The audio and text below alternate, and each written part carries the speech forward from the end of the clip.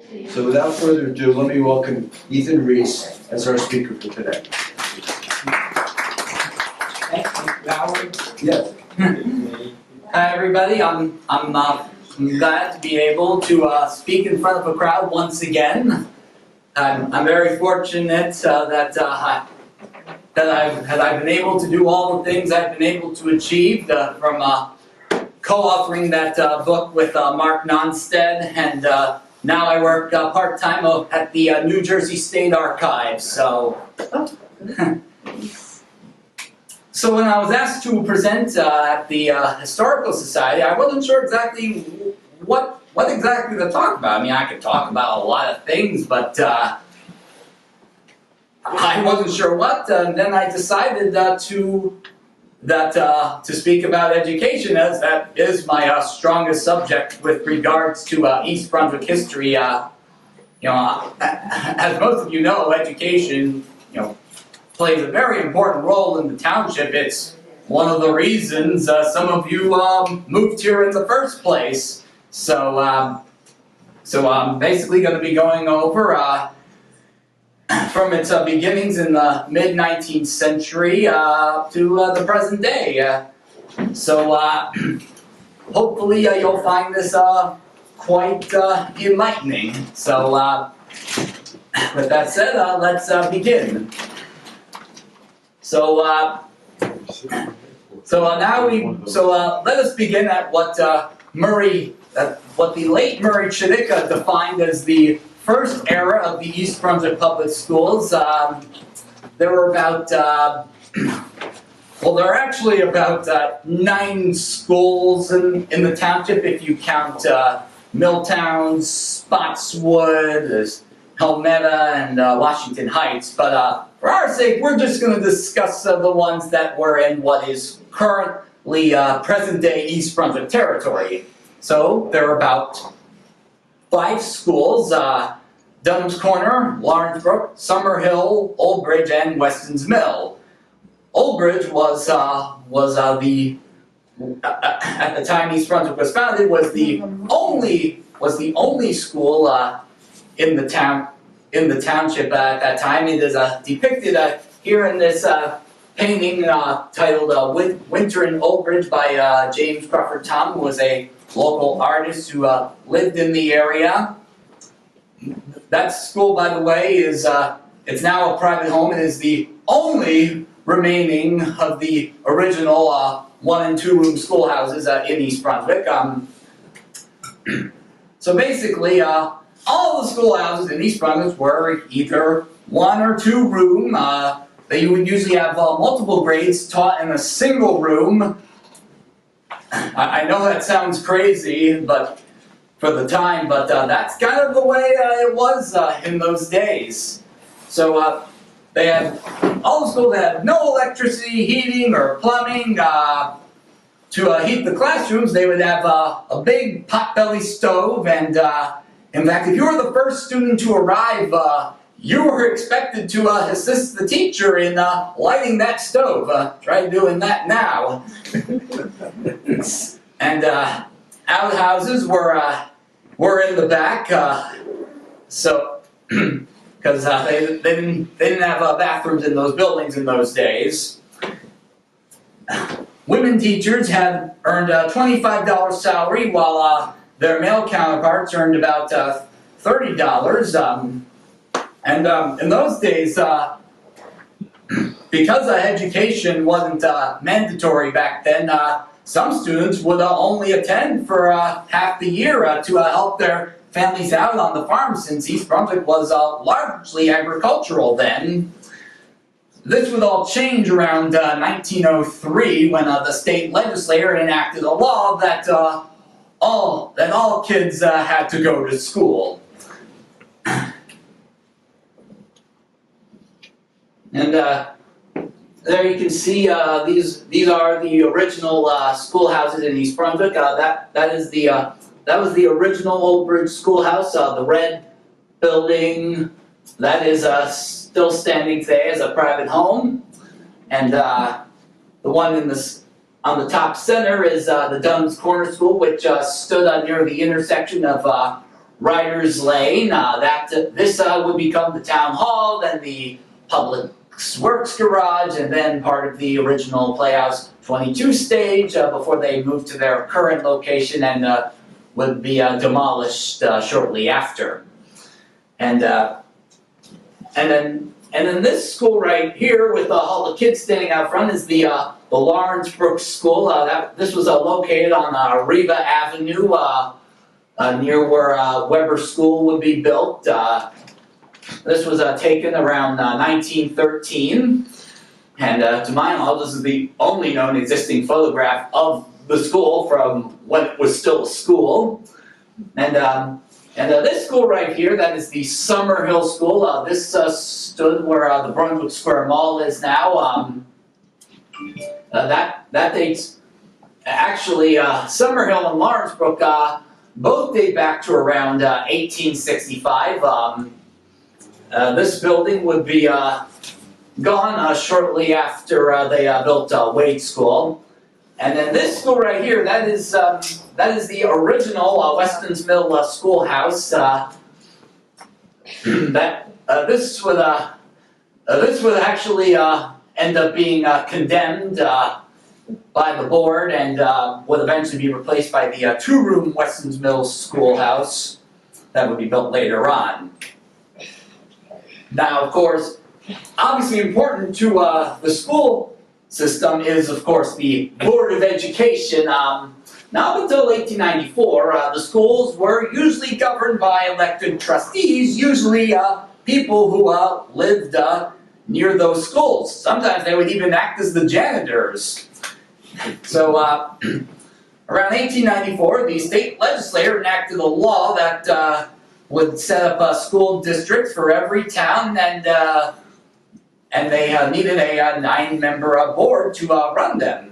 The first meeting of the East Brunswick Board of Education was held on June 17, 1894, and its first president was John Wade, whom they would name this building for Wade School.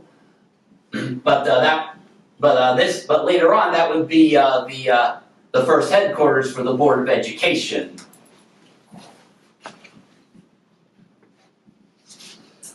Now, even early on, there was need for expansion. The original one-room Old Bridge Schoolhouse was converted into a private home and moved across the street. And around 1880, they would build this schoolhouse, the picture on top, and that would remain there until that would be moved across the street and would be replaced by Crandall School. This building would also end up being the town hall and was eventually demolished around '69. The original Dunham's Corner Schoolhouse became the town hall too, and would move into this building right here that was closer to where Wanstoffer School was built. And that stood there until they built the more modern Weston's Mill School, McGinnis School, and after which, from my understanding, they tore up the building and sold it for lumber. Now, aside from the public schools, there were, of course, other forms of education being offered in East Brunswick. One of them being the Miss Conover boarding school, which stood off of River Road. It was established in 1856 by Eliza Ann Conover. It attracted kids from New York City and Philadelphia. It was considered one of the finest schools in the region. Over the course of its existence, over 3,000 kids would graduate. But it would not be without about some dark history. Apparently, somebody from the boarding school had sent a jar of jam that had bits of broken glass in it to the daughter of the owner of the Pennsylvania Railroad, which went through Old Bridge, and no knowing if they had any resentment towards the owner of the Pennsylvania Railroad. And then around 1912, tragedy would struck when one of the students went out was out bathing in the South River, went beyond the ropes. He would drown, and attempts to revive him were unsuccessful. And a few months after that, the school would shut down. No knowing if that event may have had something to do with it, or if it was just bad timing. But so after the school closed, it became a hotel, and it still stands today as a private home. However, I'll show you what it looked like. As you can see, it's it's very fine looking built school for the time. The top section does not look like that anymore because it was burned out from a fire and had to be partially rebuilt. But the bottom section is still intact. But it's you can definitely see why this was one of the finest schools in the area.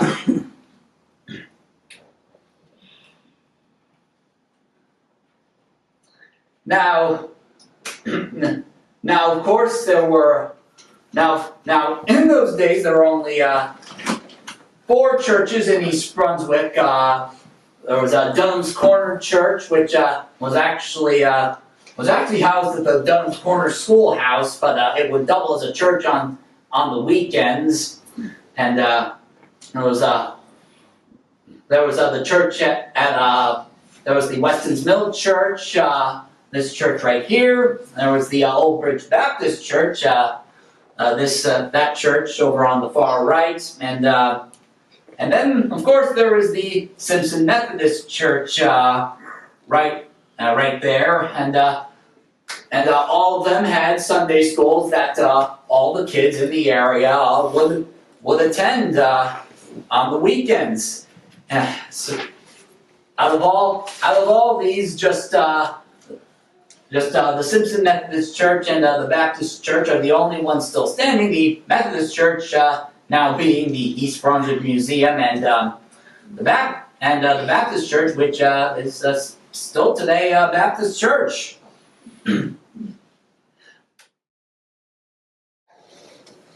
All right, now we jump to the second and third eras of the schools. By the early 20th century, all the old 1- and 2-room schoolhouses would all be replaced by the more modern multi-story brick structures. And these schools were Crandall, Weston's Mills, Wade, Weber, and McGinnis.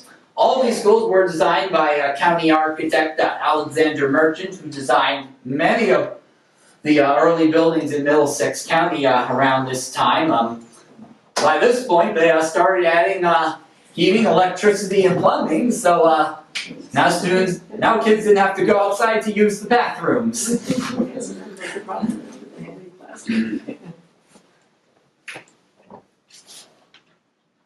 And these were all the schools that were built around this time. The first one built was the one on the top right, Crandall School. Actually, originally it was Old Bridge Public School number 8 before they would eventually rename it in honor of Joseph Crandall, who was killed in France during World War I. That school still stands today as condos. And following that came out this school right here, the 2-room Weston's Mills School.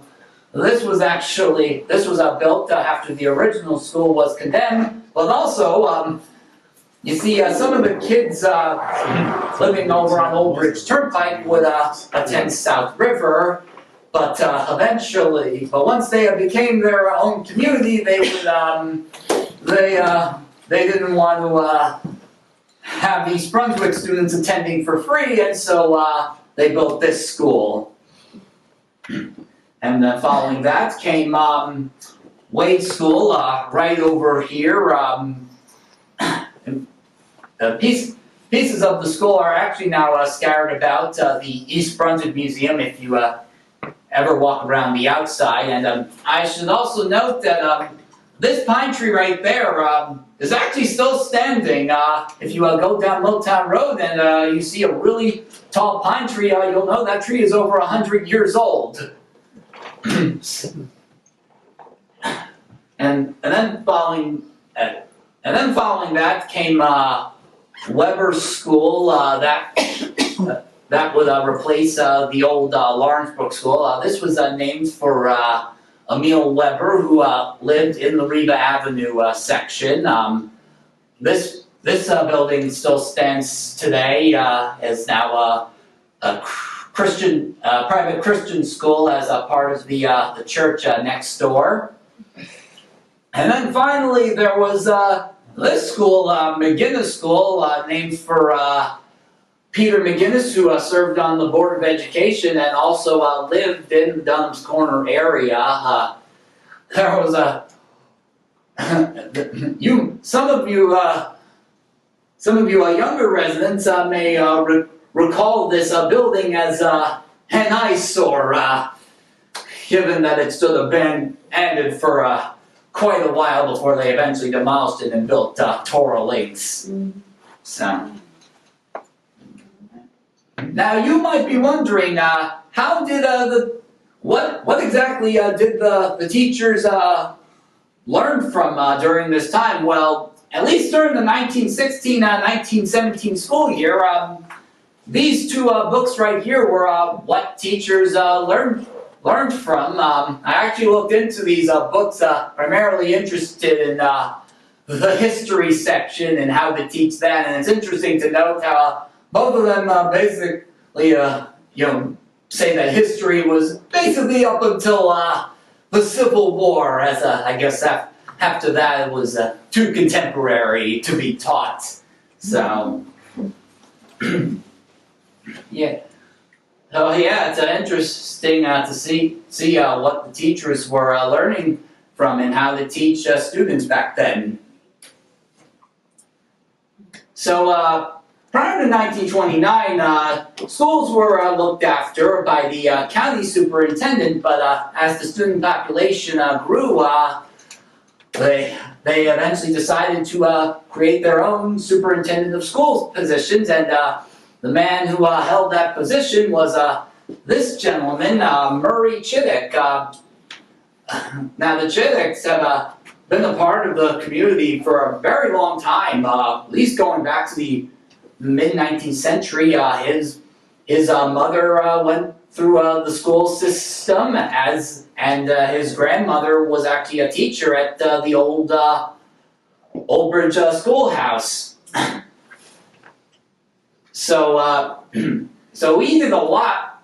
So a lot happened during his tenure as superintendent of schools.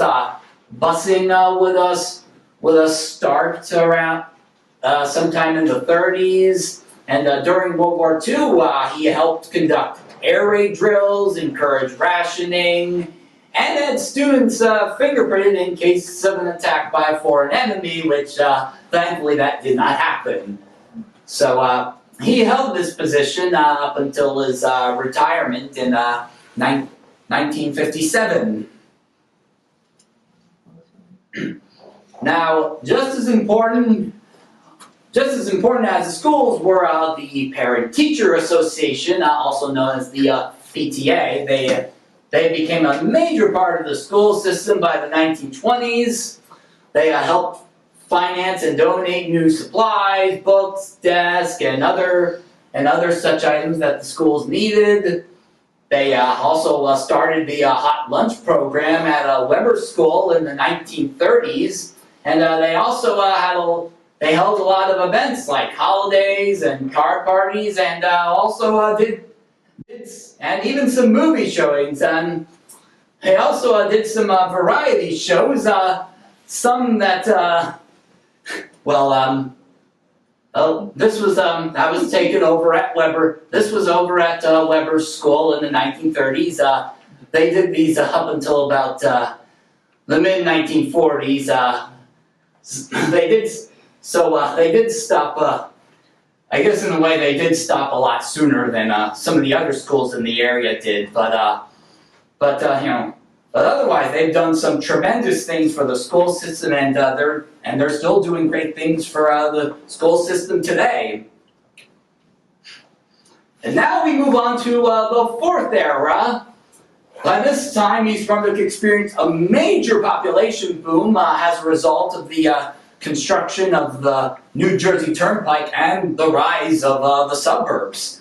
The township population pretty much quadrupled in size during the 1950s, and under the leadership of Murray Chittick, he began to set up neighborhood schools for some of the major developments that sprung up around this time. As the then current schools just didn't have the room to expand because they were on such tiny plots of land. There was just hardly any room to expand, so they needed brand new schools. And in case you're wondering, that picture might have possibly been taken at Weston's Mill Schools, but there's no knowing for sure. But that gives you an idea of what the schools were starting to face by the mid 20th century. So soon we got what I call the multi-purpose room schools. 5 new elementary schools and a high school were built during the 1950s. Central, Bound, Memorial, Irwin, Lawrence Brook, and East Brunswick High School. From 1950 up until 1960, the student population jumped from 970 to about 5,035. So, yeah, you can imagine, they definitely had a hard time keeping up with the growth of student population. Isn't that right, Ken? It was a major problem. Yeah.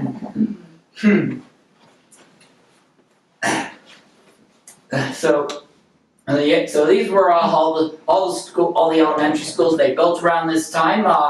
Central School was the first one, and after that came the school up on top, Bound School, which was named for Mary Bound, who taught at Crandall School for many years. And then the picture below that one is Memorial School, named in honor of war veterans that served in this country. And then after that came Lawrence Brook School, named of course for its location. Actually, Irwin School followed afterwards. That was named for Catherine Newmeyer Irwin, who taught at Wade School for many years. And then Lawrence Brook School came afterwards. And now we come to the high school. See, prior to the high school, students in East Brunswick would graduate 8th grade and would go to either South River or New Brunswick, but most went to South River.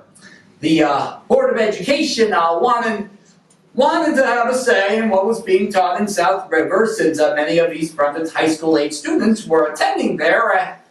After being told no, they decided, heck it, we'll just build our own high school. So the high school was originally constructed as a California-style campus with separate buildings to house one grade, plus buildings to house the auditorium, cafeteria, main offices, and gymnasium. It cost almost $3 million to build. Ground was broken on December 8th, 1957. As you can see in this photo right here. By the way, the shovel that Alec Borman is holding, that is still at the high school to this day. It's displayed in the lobby. It officially opened on September 8th, 1958, and was formally dedicated on April 25th, 1959. Now, because they didn't want to take out any of the high school students who were already attending South River, they would slowly work the grades up. In the beginning, it was 6th through 9th, and then the year after that it was 7th through 10th, and then the year after that it was 8th through 11th, and then finally it became a 9th through 12th school by the 1961-62 school year. And there you can see that is how the high school originally looked with its California-style campus, which pretty much most of the teachers hated. So For snow. Or bad weather. yeah, I think it took about 40 years until it all became one singular building.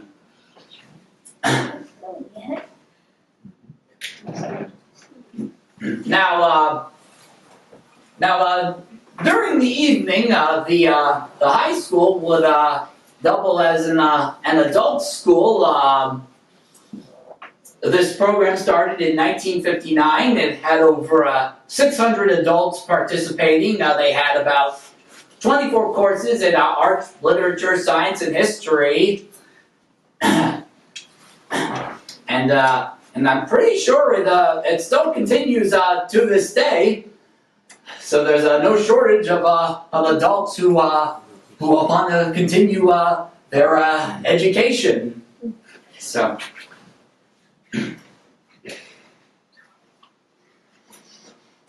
And now we come to the junior high schools. So once the high school became fully established as a 9th through 12th school, the need for intermediate schools, as they were called then, became quite apparent. The current schools just could not accommodate such grades. Central school is actually, the original plan for that was for it to become a full-time junior high school, but that obviously didn't happen. So during the early 60s, 2 such schools were established, Hammersholt in 1962 and Churchill in 1964. These were the first schools in the township to be named for national figures rather than local figures or its location.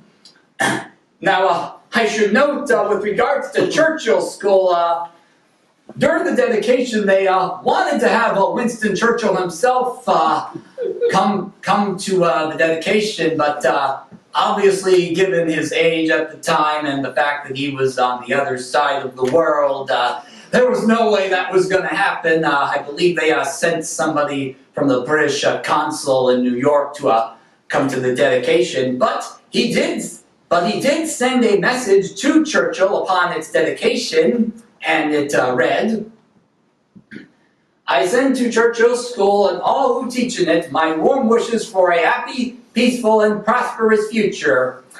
So, let it be known that Winston Churchill himself did acknowledge the existence of Churchill Junior High School. So, it's pretty interesting. And now we go to what I define as the 5th era, because I don't think Chittick lived long enough to define a 5th era. So 4 new schools would be built between 1965 and 1970. Frost School, that school right there, named for a famous poet. Roselle Smith School, that school up on top, named for Roselle Smith, who taught at Wade School for many years. Wandstoffer School, this school right here, which was actually named for 3 individuals. Henry Wandstoffer, the first chief of police, George Wandstoffer, who served on the Board of Education, and Mildred Dawson Wandstoffer, who was the principal at McGinnis School for many years. And as you can see, those 3 schools all pretty much had the same design. And then finally came Chittick School, the last new school to be built in East Brunswick. That school over on the bottom right.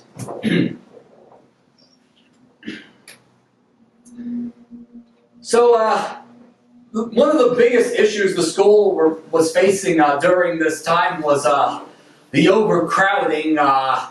At its peak from 1972, there were over 12,000 students in the school system.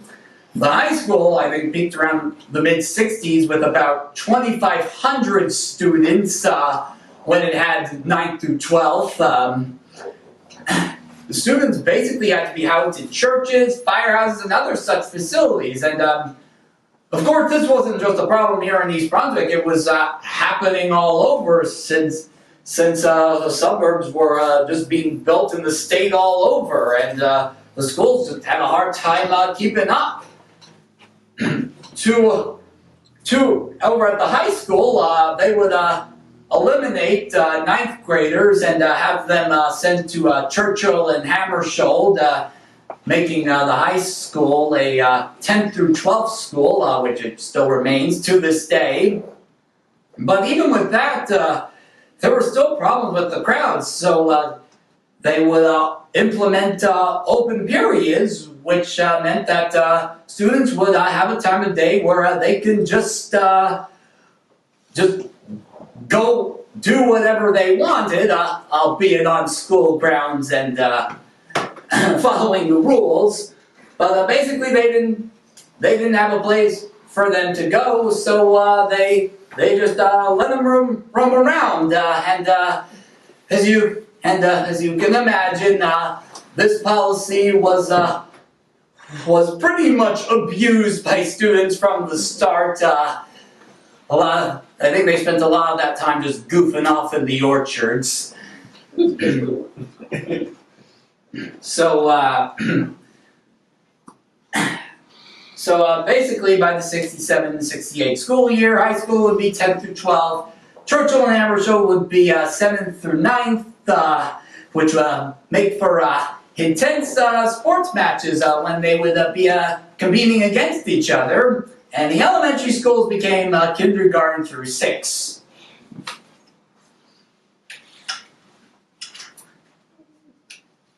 Now, of course, with East Brunswick, building so much more, certainly there was room to expand educational opportunities outside of the public schools. In 1967, ground would be broken for a vocational school over on Reiss Lane. It was the fourth such school in the county and the first in over 30 years. The three other schools that they had up until that point was in Woodbridge, Perth Amboy, and New Brunswick. Those three were built between 1919 and 1939. So as you can imagine, this school was certainly going to be state of the art for its time. It cost over $5 million to be built, and it would be opened in 1970. For anyone that might not know exactly what a vocational school is, it's basically a school for students that want to focus on potentially having a career involving hands-on work, whether that be car mechanics, doing air conditioning units, or cooking or that sort of thing. This school still exists today. It's and now I believe it's now the Middlesex Magnet School. I think that's what they're all called now.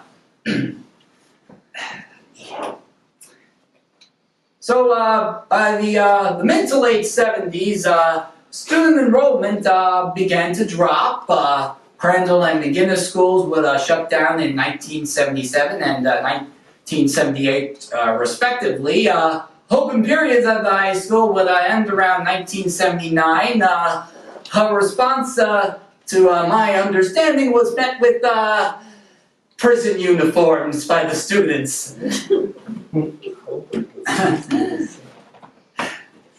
So, but I think but I think after that, I think that's when they started the out to lunch policy, which was only meant for the seniors. I think that continued until about 2000. Irwin School would be briefly closed in 1983, and would reopen in 1986 after the closure of Smith School, which would become part of Churchill. And then around 1986, Hammarskjold and Churchill would become 6th through 7th and 8th through 9th grade school, respectively. And in case you're wondering about that picture, that was the last day at McGinnis School ever.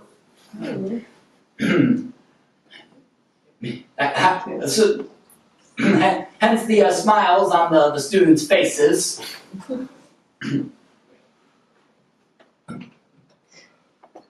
And now we go into a very touchy subject. I'm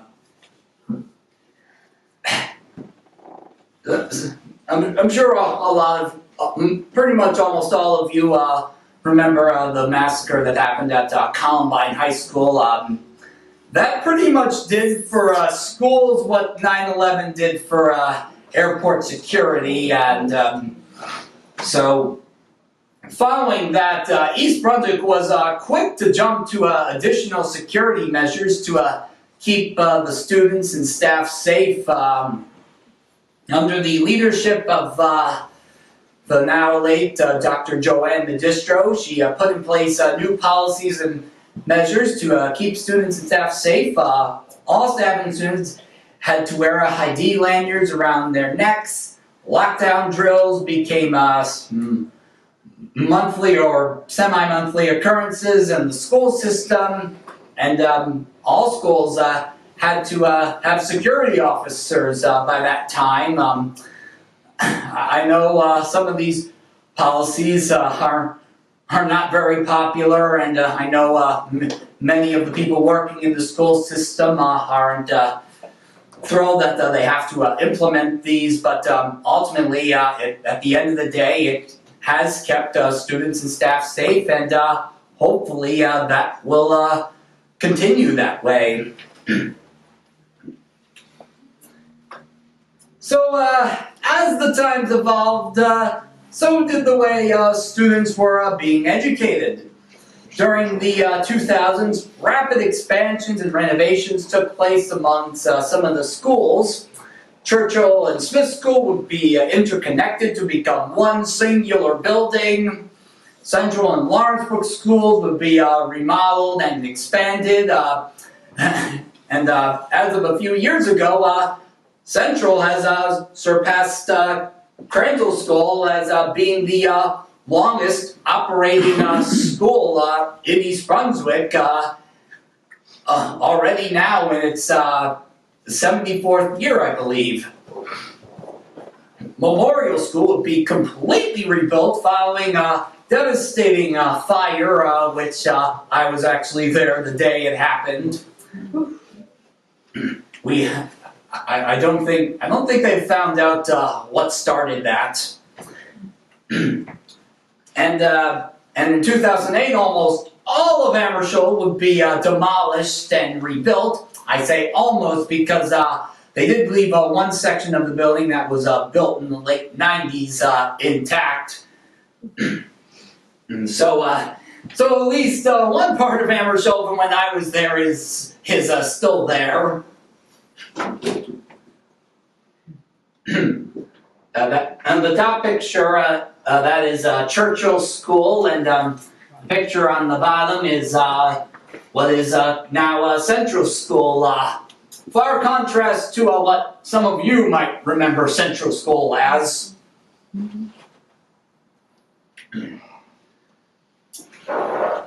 Now we come to the COVID pandemic. Now, before I talk about that, I should, I guess, bring up the parallels between that and the last pandemic this country faced, the Spanish influenza of 1918. there wasn't a lot of information I could find with how East Brunswick had responded to it. The only bit of information I could find was that I think they closed Lawrence Brook School for about 2 weeks. No knowing if they did that to any of the other schools in the town, but yeah, that's about all I know with how East Brunswick dealt with it. But when COVID-19 happened, it pretty much brought informal education to a halt. Virtual learning became the new norm for the next several months. But with COVID, not only changed the schools, but it also affected the township population, as it prompted many families to start selling their homes, mine included, and so with that came the arrival of new families, which meant the student population would increase once again. In response, by the 2022-23 school year, elementary schools became kindergarten through 4th, Hammersholt became 5th through 6th, now being an upper elementary school. And Churchill once again became a 7th through 9th school. So now, going forward, East Brunswick continues to face the uncertainty of what's going to happen within the next few years. The trailers that they now have behind Smith School, to my understanding, I think they have a 5-year contract on those. Those were apparently placed there under the assumption that they would build a brand new high school. And oh yeah, there are talks of building a new high school. By now, parts of the building are over more than 60 years old, and they're not. And some of them aren't exactly properly equipped to handle a 21st century learning environment. But ultimately, that's the decision on what to do with that will be up to voters, whether they want to build a completely new school or just expand upon the existing school. Well, I imagine they would have a very hard time with doing the latter, but yeah, that is pretty much where things are. In spite of all of this, East Brunswick Public Schools remains very strong. It continues to be one of the reasons why families move here,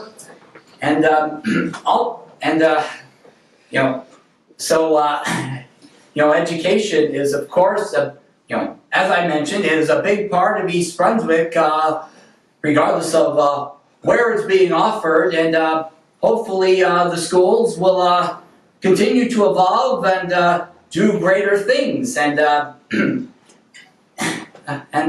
this now concludes my presentation. I now open up to any questions you might have. Yeah, I want to thank Ethan for his presentation. He brought back memories of a lot of people. And we have to Thank you, everybody. Yeah, thank you.